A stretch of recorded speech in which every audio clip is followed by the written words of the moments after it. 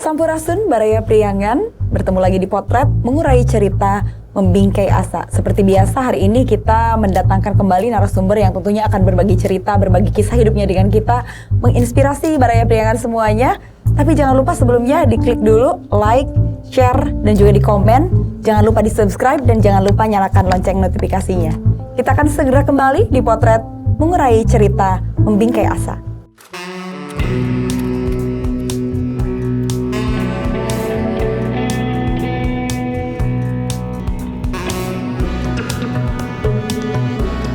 Ade Zainul Mutakin. Jika dulu ia hanya seorang anak pantai dari Pantura Subang, kini ia menjabat sebagai Ketua KPU Kota Tasikmalaya sejak tahun 2013.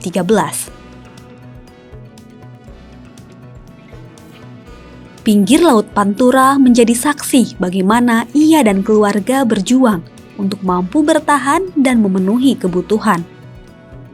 Sang ayah bernama Sahli merupakan seorang nelayan dan sang ibu yang bernama Cutina berprofesi sebagai pedagang. Di balik segala keterbatasan yang ada, Ade Zainul kecil sudah memiliki semangat belajar yang tinggi. Tentu hal tersebut mendapat sambutan dan dukungan penuh dari kedua orang tuanya. Ia menghabiskan masa sekolah SD sampai SMP di tanah kelahirannya. Setelah menimang berbagai pertimbangan, Ade Zainul remaja memilih Tasikmalaya sebagai tempat untuk menimba ilmu. Hidup di tanah perantauan sebagai seorang santri dan bersekolah di SLTA Mualimin Persatuan Islam 91, Sukasari, Tasikmalaya. Ia melalui berbagai hal yang tak mudah. Kehabisan bekal pun sudah menjadi hal biasa baginya.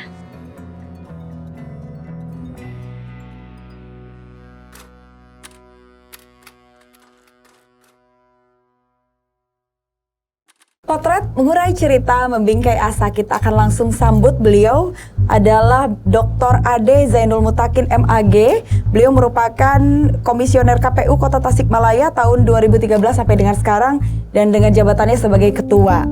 Iya, Assalamualaikum Bapak. Waalaikumsalam warahmatullahi wabarakatuh. Terima kasih sudah hadir di Potret untuk menyapa Baraya Priangan semuanya. Sama-sama Teh. Oke, Bapak, ini Bapak tuh kelahiran Subang. Betul. Oh iya, bisa ke Tasikmalaya itu bagaimana Pak? Oh dulu sekolah. Oh sekolah. Pesantren lah. Jadi awalnya memang dibesarkan di Subang. Sekolah dasar di Subang Pak? SD sampai SMP di Subang, kemudian SLTA-nya di Tasik. Oke, kita bahas dulu SD-nya nih, masa-masa kecilnya.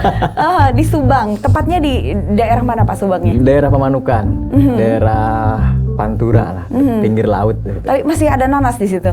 Masih ada. Masih ada. Masih ada. Pada zaman itu masih banyak sekali tentunya. Masih banyak sekali itu. Kedua orang tua membesarkan Bapak seperti apa? Dua orang tua, alhamdulillah orang tua sangat mensupport lah ya terhadap pendidikan. Ya walaupun tentu dengan segala keterbatasan waktu itu. Ayahanda itu seorang bekerjanya? Bekerja di dulu sih pegawai koperasi perikanan di sana, kemudian jadi ya nelayan lah begitu. Kalau ibunda? Ibu ya membuka warung lah di rumah begitu. Bapak ada berapa bersaudara? 6 bersaudara. Bapak anak kedua. Anak kedua, oke. Masa kecilnya tentu bisa diceritakan. Seperti apa sih Pak di Subang waktu itu? Masa kecil mungkin tidak seperti anak-anak sekarang ya yang bermain game, gadget dan yang lain-lain. Kalau di Subang waktu itu karena pinggir pantai gitu kan, jadi sering main ke pantai, sering main ke ke kebun begitu. Sebagai anak pantai gitu kan. Pantai, jago renang dong Pak? Enggak juga. Sekolah dasar masih dekat rumah kah? Masih dekat rumah. Seperti apa Pak di sekolah dasar? Sekolah dasar kayaknya biasa-biasa aja sih teh. Biasa gitu saja. Tidak terbayangkankah waktu kecil akan menjadi pejabat seperti sekarang ini? Ya waktu dulu kan bisa sekolah aja luar biasa lah teh begitu. Bisa sekolah sampai tingkat SLTP ataupun SLTA waktu itu di daerah saya itu sudah sangat luar biasa gitu. Meskipun ayah hanya, mohon maaf ya, nelayan, Betul. pegawai koperasi, tapi begitu support dengan pendidikan. Ya. Mungkin ada ujangan beliau yang kenapa support banget dengan pendidikan gitu? Pokoknya harus sekolah gitu aja. Pokoknya harus sekolah, bagaimana caranya, bahkan kemudian walaupun ya secara ekonomi karena tadi berenam begitu ya, pendidikan begitu. Tapi beliau dengan dengan gigih lah, dengan gigih, ya tentunya dengan doa juga begitu ya, alhamdulillah bisa sampai kemudian menamatkan SMP pada waktu itu di tingkat waktu di Subang ya.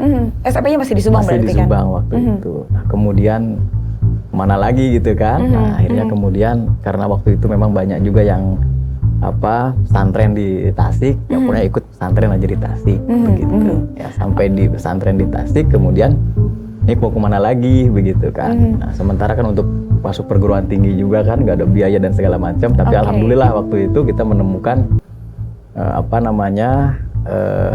perguruan tinggi lah di Tasik begitu ya, alhamdulillah kemudian bisa sampai lulus lah, bisa sampai tamat S1 begitu waktu itu. Kita bahas masa-masa SMA. Pindah dari kota Subang ke Tasikmalaya tentu bukan hal yang mudah. Betul. Menyesuaikan diri dengan lingkungan yang baru. Seperti apa rasanya, Pak? Jauh dari orang tua. Ya karena tadi karena semangat ingin belajar tadi, semangat ingin belajar, nggak mau putus sekolah, karena kan di sana banyak yang usia-usia SD, usia-usia tamatan SMP ataupun tamatan SMA yang bekerja di laut, di nelayan begitu. Waduh, saya nggak mau seperti ini nih kayaknya begitu. Dan orang tua pun jangan sampai seperti itu begitu. Maka beliau udah pokoknya harus Tasik dulu nih maka kemudian tadi akhirnya ya pokoknya ke Tasik aja lah. Nanti mau belajar di mana, mau seperti apa, pokoknya ke Tasik saja dulu. Gitu. Pernahkah mengalami kesulitan yang mungkin titik paling paling rendahnya gitu? Masa-masa pertama ke Tasik tuh apa, Pak? Ya kalau ke Tasik tuh ya, kalau ke Tasik dari Subang tamatan SMP itu nggak pernah diantar teh. Oh wow. Nggak diantar. Bapak berangkat sendiri? Gitu, berangkat sendiri begitu kan. Naik dari rumah sampai ke tempat pesantren itu kan berapa kali naik kendaraan, naik angkutan umum lah, naik berapa kali naik bis begitu. Itu di daerah Indihiyang di Sukasari waktu itu. SMA-nya di waktu itu Pesantren Persatuan Islam 91 Sukasari. Oh iya, SMA-nya di situ, pesantrennya di situ. Sekaligus di sana, karena ada semacam boardingnya begitu di sana, begitu. Ya kehabisan bekal segala macam begitu. Udah biasa kayaknya begitu. Oh oke. Menjadi santri, ada pengalaman yang unik selama menjadi santri, pengelolaan waktu, membagi waktu antara sekolah dan pesantren? Karena satu ya, paling mungkin yang beratnya itu karena pelajarannya ini numpuk begitu teh. Pelajarannya itu kan gabungan antara pelajaran umum juga dengan pelajaran agama begitu. Sementara kan pelajaran agama itu harus banyak yang dihafal begitu.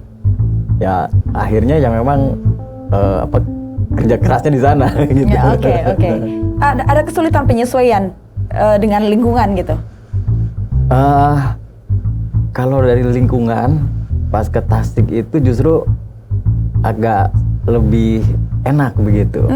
Karena mungkin kalau di Tasik itu orangnya baik-baik lah teh, ramah-ramah begitu ya. Ya, karena kan waktu di Subang justru lebih keras sebenarnya di sana begitu. Kehidupan yang lebih keras, anak pantai kali ya. Iya. Bertarung dengan ombak, Pak. Jadinya keras gitu. Iya, karena mungkin di sana tuh secara pendidikan mungkin masih rendah waktu itu gitu ya, sehingga kemudian persaingan segala macamnya itu mungkin tinggi waktu itu. Baik, terima kasih Bapak. Ini sesi pertama sudah sangat seru. Kita akan lanjutkan kembali sesaat lagi, tetap di Potret, mengurai cerita, membingkai asa.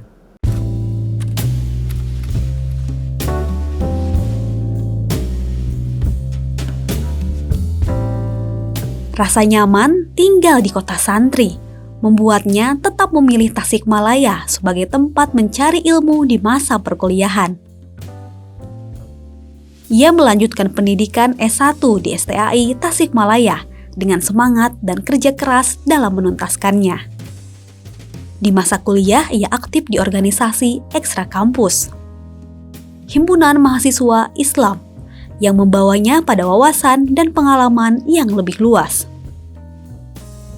Meski masih dalam kondisi keuangan yang terbatas, kegigihannya sebagai seorang pembelajar mendorongnya untuk tetap melanjutkan pendidikan S2 di UIN Sunan Gunung Jati.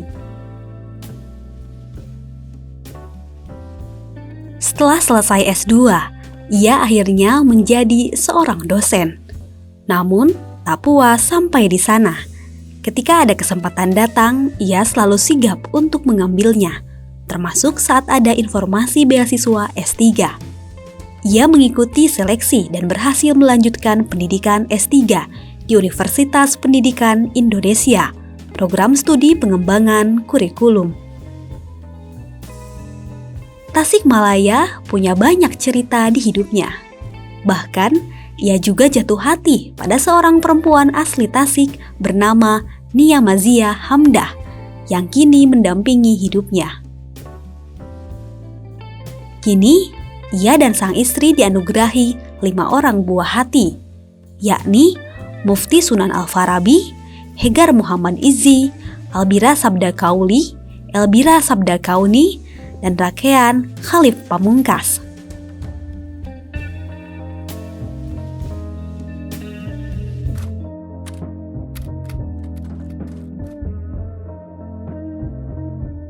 Kembali di Potret, mengenai cerita membingkai asa. Tadi sudah dibahas sedikit ya masalah di sana kehidupan yang sangat keras karena tingkat pendidikannya. Lingkungan di sana seperti apa, Pak? Lingkungan juga sama. Kalau di Tasik itu kan hampir tiap desa atau tiap kelurahan lah ya, begitu kan banyak tuh lembaga pendidikan, lembaga pesantren, begitu ya. Pengajian-pengajian juga banyak di Tasik itu kan gitu. Nah kalau di daerah sana mungkin agak bukan agak kurang lagi, sangat kurang sekali begitu. Pada saat itu ya. Pada saat itu begitu. Apalagi kan di daerah pantai begitu. Daerah pantai yang ya waktu itu kan sering antar desa itu kan, antar pemudanya itu kan saling berantem dan yang lain-lain. Tawuran, Pak? Tawuran yang kayak gitu. Tapi Bapak nggak pernah ikutan kan tawuran kan? Enggak lah. Oke. Enggak. Keburu ke Tasik gitu Keburu kan. ke Tasik, yang besarnya di Tasik. Betul. Untuk kehidupan di Tasik, SMA gitu kan, ke pesantren. Masa-masa puber dilewati seperti apa, Pak? Ya, sepertinya karena tadi di pesantren tuh ya. Karena mungkin di pesantren agak bisa terjaga sepertinya kayak gitu. Oke. Kemudian memutuskan untuk melanjutkan kuliah. Betul. Di Tasikmalaya lagi. Iya. Kenapa tidak ke kota besar yang lain? Keinginan waktu itu besar tuh ya sebenarnya. Kita ingin kuliah begitu kan, karena ada teman-teman yang lain juga mungkin ke kota-kota besar lah, kampus-kampus besar begitu. Ya tapi dikarenakan tadi kondisi yang memang nggak ada biaya lah begitu. Ya, orang tua pun sudah, karena tadi kalau udah SMA nggak bisa lagi katanya begitu. Tapi waktu itu ya guru-guru di pesantren ya udah katanya kalau nggak kuliah kemana-mana di Tasik aja begitu loh teh. Ya alhamdulillah waktu itu sambil kuliah sambil ngajar atau bantu-bantu di pesantren juga. Oh gitu, jadi Bapak tetap akhirnya. selama kuliah itu tetap tinggal di pesantren yang sama? Iya waktu itu beberapa tahun lah begitu. Jadi artinya masih direkrut lah untuk bantu-bantu di sana begitu. Ya karena memang tadi motivasinya pokoknya pingin kuliah begitu, nggak mau pulang dulu. Sebab kalau kembali lagi pulang lagi ke Subang, kampung gitu, ke Subang itu pasti masih akan masuk lagi lingkungan itu lagi. Gitu Oke, betul. Akhirnya Bapak memutuskan untuk kuliah di Tasik, sambil mengajar. Sambil mengajar, bantu-bantu lah begitu. Biaya kuliah sendiri, berarti ditanggung sendiri Pak? Sendiri ya, kadang-kadang kalau memang sedang ada rezeki dari orang tua, kadang-kadang kirim juga begitu. Di masa kuliah, ikut organisasi, aktif di organisasi? Nah, ya aktif di organisasi kemahasiswaan lah di sana. Ikut organisasi mahasiswa intern berarti, intern kampus? Saya lebih banyaknya di ekstra nanti. Oke, ikut apa Pak? Di Himpunan Mahasiswa Islam, di HMI. HMI ya, Iya. Aktivis HMI ternyata ini, Baria Priangan semuanya. Ada pengalaman yang menarik setelah menjadi aktivis HMI? Nah, justru mungkin saya lebih banyak mendapatkan pengalaman tuh di sana sebenarnya. Ada semacam lompatan tuh di sana sebenarnya. Karena tadi ya anak dari pesantren lah begitu. Dan pesantren juga bukan pesantren besar begitu kan. Kemudian juga dari kampung gitu ya, dari kampung begitu. Kemudian masuk ke kampus, kampusnya juga bukan kampus besar lah begitu. Nah, tapi alhamdulillah ketika kita masuk di organisasi ekstra, kita bisa bergaul lah dengan teman-teman yang lebih luas lah begitu kan. Tidak hanya sebatas satu kampus, tetapi juga dengan teman-teman kampus yang lain. Bahkan bukan hanya teman-teman mahasiswa di Tasik gitu kan, tapi dengan teman-teman di luar Tasik juga kita bisa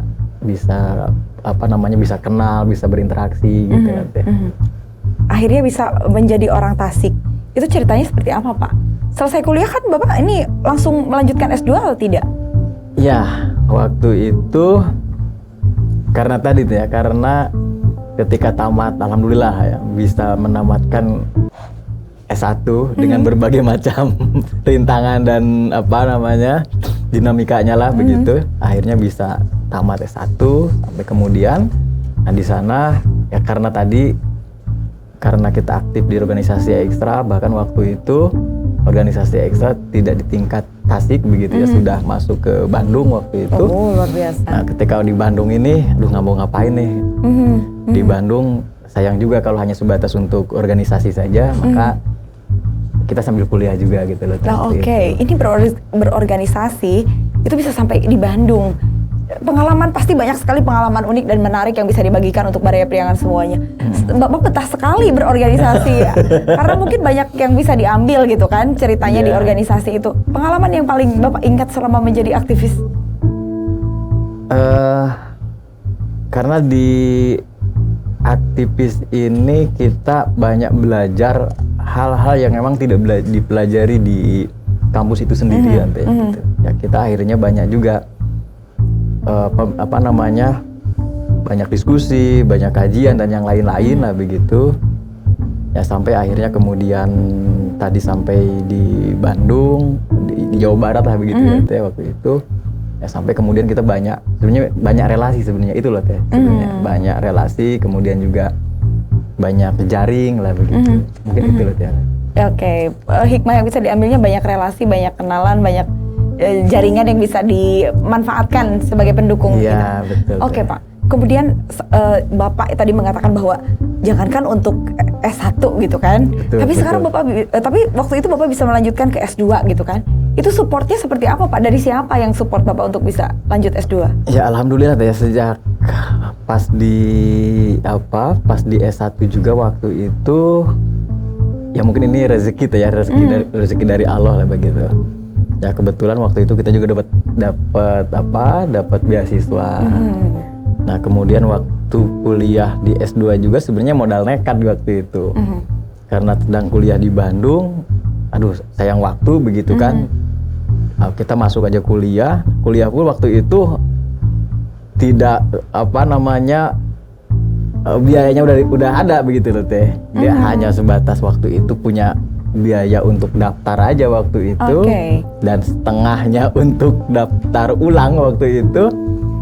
Nah, udah masuk aja lah nekat begitu. Walaupun waktu itu sempat juga ditolak sama pihak kampus itu, Kenapa ditolak? Karena harus lunas gitu. Sementara waktu itu belum ada gitu deh, baru sebagiannya begitu. Dari mana Pak? bisa akhirnya membayar sebagiannya waktu lagi? itu memang belum lunas deh. Belum lunas. Aduh, gimana belum lunas? Tapi ini sudah batas akhir pelunasan begitu.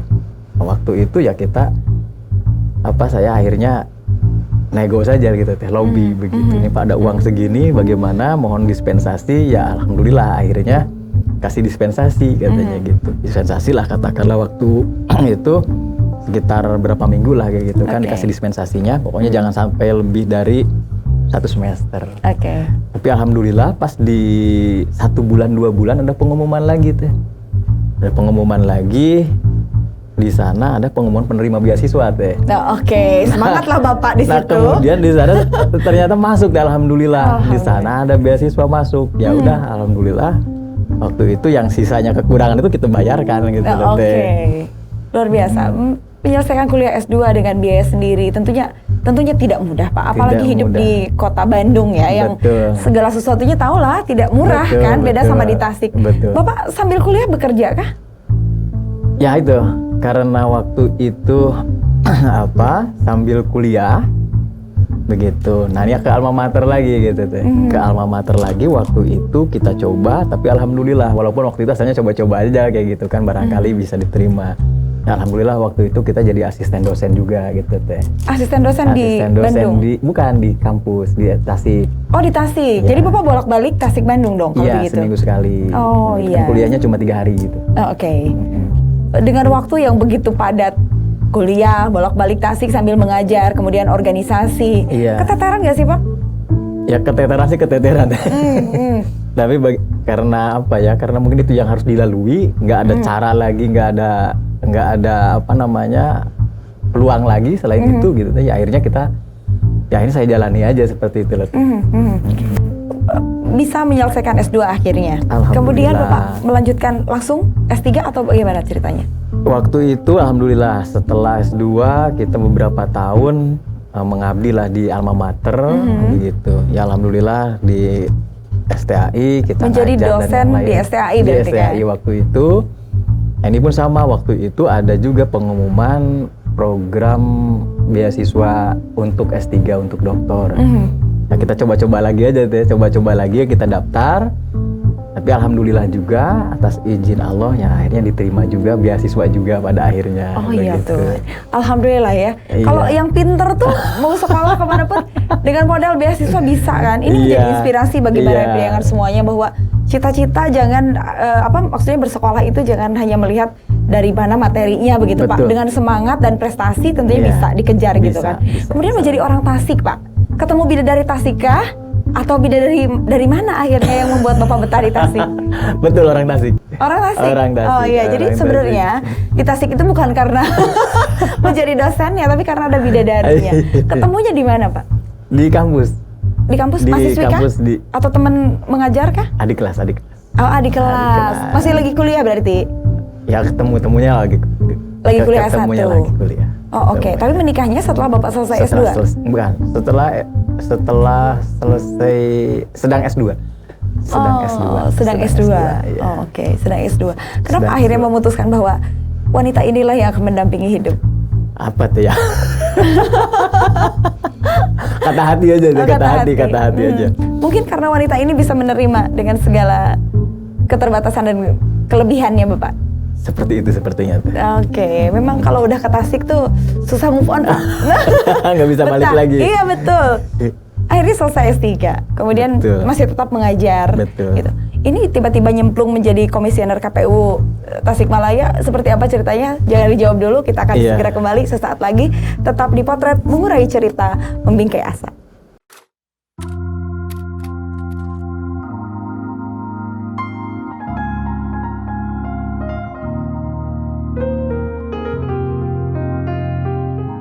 Siapa sangka perjalanannya sebagai pengajar justru membawanya menjadi seorang ketua KPU Kota Tasikmalaya selama 2 periode.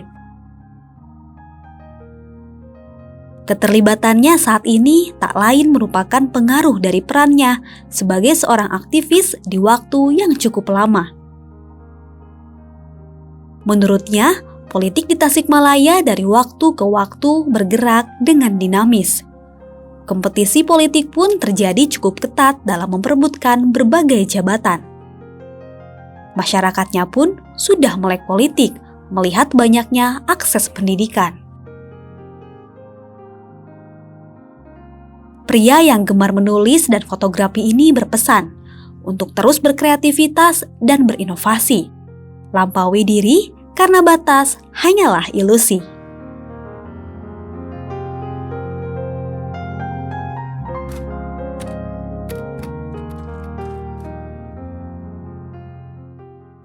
Kembali di Potret, mengurai cerita, membingkai asa. Ini seru sekali nih, Pak Dokter. Kita lanjutkan.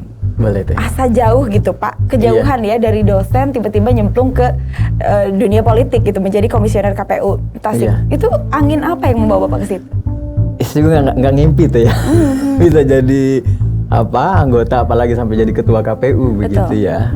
Padahal kalau tadi dari background pendidikan begitu ya, S1 saya kan pendidikan ya, tarbiyah ya, pendidikan agama Islam. Kemudian S2 juga di sosiologi ya, studi masyarakat. Oke. Bahkan S3 pun ini pendidikan lagi. Iya, itu pengembangan kurikulum Iya. gitu. Nah, tapi ke KPU ngurusin politik. Iya. Ya mungkin tadi lah Teh, mungkin diantaranya pertama adalah karena ketika kita di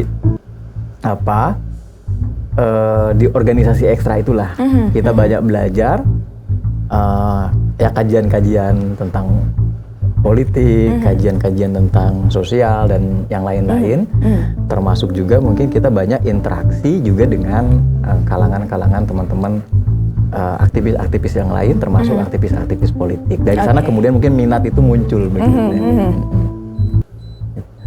Jadi langkahnya waktu itu kenapa tiba-tiba Bapak ikut seleksi gitu? Iya, betul. Waktu itu ya tadi lagi coba-coba aja gitu kan, barangkali kan waktu itu kan kalau di KPU kan ada seleksi tuh. Iya, betul. Ada pengumuman begitu.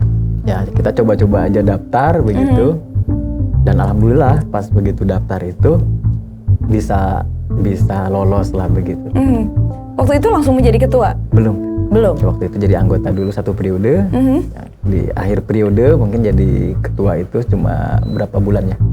Sekitar 6 bulanan lah. 6 bulan yang lalu baru menjabat sebagai ketua sampai sekarang? Bukan, atau 6 bulan waktu 6 bulan di pertama, awal? Iya. Oh, oke. Ya, karena Pak Ketuanya mengundurkan diri waktu itu. Oke. Mengundurkan diri kenapa tuh, Pak? Karena beliau mungkin Ada serangan politik kah? bukan, karena beliau waktu itu tidak boleh rangkap jabatan dengan dosen ASN begitu. Oh, akhirnya beliau memilih untuk Beliau menjadi ASN dan memilih meninggalkan jadi ASN, KPU. betul. Ketika Bapak menjabat sebagai ketua KPU Kota Tasikmalaya, ini pasti tentunya Bapak bisa melihat politik Tasikmalaya saat itu dan sampai saat ini. Bapak melihatnya seperti apa?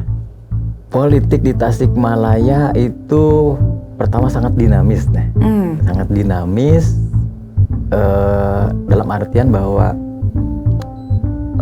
contohnya nih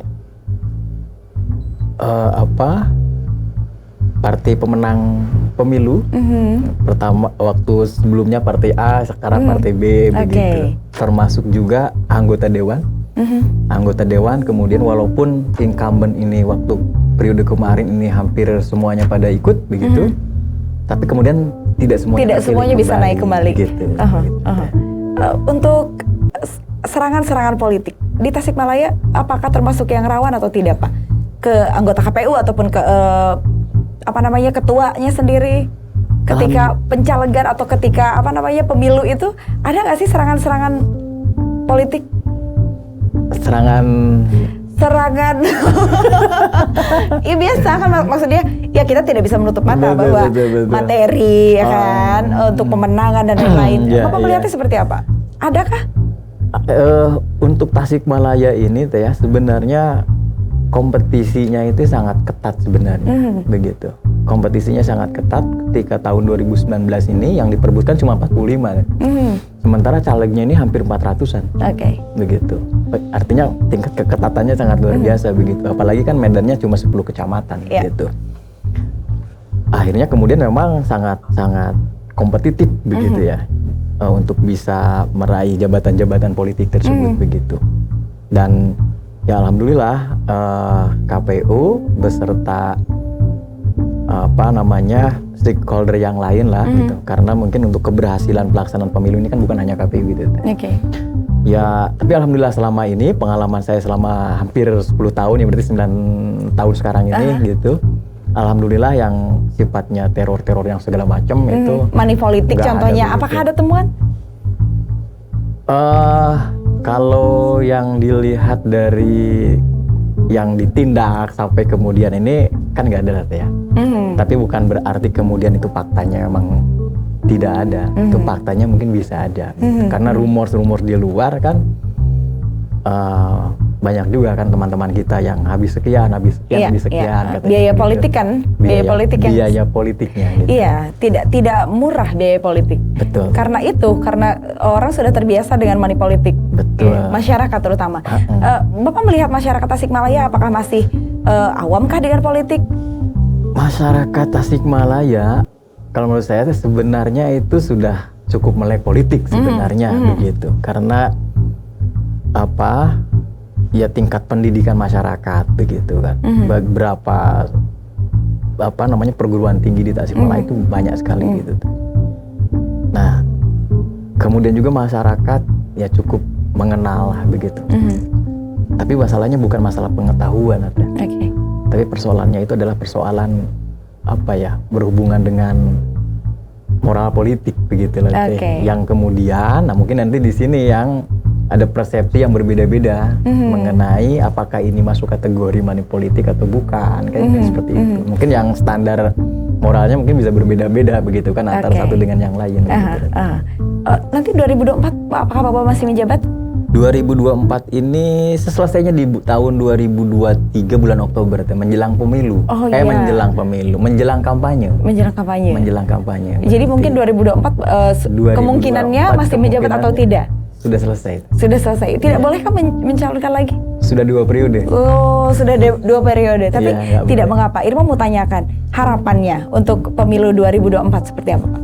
Pemilu 2024 kita udah punya pengalaman di 2019, karena di 2024 ini nggak terlalu banyak perubahan sebenarnya secara teknis, secara aturan. Dengan 2019 kita sudah punya cukup pengalaman di 2019, sehingga nanti 2024 ini tentu diharapkan bisa lebih baik lagi, bisa lebih berkualitas lagi begitu loh Teh. Amin, semoga lebih tertib. Lebih banyak orang ataupun politisi yang terpilih yang memang benar-benar layak untuk dipilih. Betul. Begitu ya Pak. Betul. Ini selesai 2023. Bapak mau kemana? Mau nyalek? Ada nggak keinginan? Belum terpikir sebenarnya Teh. Belum terpikir. Tapi adakah partai yang melamar? Secara formal belum ada. Secara formal belum ada, tapi tawaran-tawaran bisikan ada. Ya, bisikan-bisikan sambil guyon sambil canda-canda begitu, ada lah begitu. Tidakkah Bapak tertarik untuk ikut? Sepertinya belum dulu Teh. Belum dulu. Jadi mau kemana Pak? Ya tawaran-tawarannya mungkin bisa kembali mengajar kembali mungkin gitu. Atau dunia lain dulu lah begitu kan, sebelum kembali lagi ke sana nanti. Oke. Dunia lainnya apa nih? Adakah? Ya mungkin apa ya? Karena Irma baca ini Bapak tuh senang sekali dengan menulis. Betul. Artikel, menulis buku. Iya. Kemudian fotografi. Betul. Oke, bisa diceritakan Pak bukunya yang sudah ditulis? Yang terakhir kemarin itu saya bikin buku motivasi Teh. Itu tentang lampaui dirimu. Kemudian juga ada artikel-artikel sosial budaya keagamaan, itu menggali makna. Kemudian juga berkaitan dengan buku di kampus, itu berkaitan dengan peta studi keislaman di kampus di STAI begitu. Buku-buku yang ditulis itu dijual bebas kah Pak? Atau Terbatas aja sih hanya intern di terbatas kampus? Aja, terbatas aja. Untuk fotografi sendiri, ini agak melenceng nih. Itu hobi atau memang ditekuni dengan serius Pak? Hobi aja sih Teh. Hobi aja. Kenapa mungkin, fotografi? Ya Teh ya. Seneng aja hobi Teh gitu. Ya sambil refreshing lah begitu. Mengabadikan pemandangan atau apa yang bisa dilihat kemudian diabadikan menjadi satu momen, kemudian menjadi koleksi pribadi atau fotonya dikemanain Pak? Koleksi pribadi aja dulu tuh. Koleksi pribadi, kemudian kita juga kan dengan teman-teman komunitas bisa sharing, bisa menimba ilmu lah begitu. Jadi selain memang tadi kita fotografinya, kita juga tadi bisa dengan teman-teman komunitas yang lainnya bisa apa namanya kan ternyata banyak di Tasik gitu teh komunitas-komunitas fotografi itu begitu. Sudah kemana saja tuh dengan teman-teman komunitas? Ya belum kemana-mana sih, paling ke Bandung sih, paling ikut hunting-hunting aja gitu. Memang kebanyakan yang difoto itu alam atau apa Pak?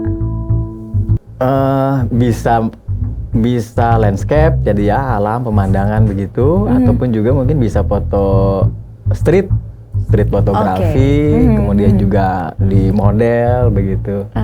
Fotoin model juga. Model tuh nggak harus. Mungkin Baraya Priangan agak awam ya. Model tuh bukan berarti model perempuan gitu kan Pak? Enggak mesti iya kan? begitu. Iya. Siapa aja bisa begitu. Oke, baik. Terima kasih Bapak sudah berkesempatan hadir. Siap. Ini untuk closing statement untuk Baraya Priangan semuanya. Bapak bisa boleh memberikan motivasi atau saran atau apapun untuk Baraya Priangan semuanya yang ada di rumah. Silakan Pak. Kepada teman-teman semuanya tentunya teruslah berkreativitas, berinovasi, jangan pernah menyerah dengan keadaan, lampaui dirimu karena batas itu adalah ilusi. Wow, boleh berikan tepuk tangannya Baraya Priangan semuanya, luar biasa. Bapak terima kasih sudah berkenan hadir memberikan motivasi yang sangat luar biasa untuk kita semuanya. Baraya Priangan juga jangan lupa tekan like, share, komen, subscribe, dan jangan lupa nyalakan lonceng notifikasinya supaya tidak ketinggalan dengan tokoh-tokoh yang akan berbagi inspirasi dengan kita semuanya di next episode. Saya Irma Normalia pamit, potret mengurai cerita, membingkai asa.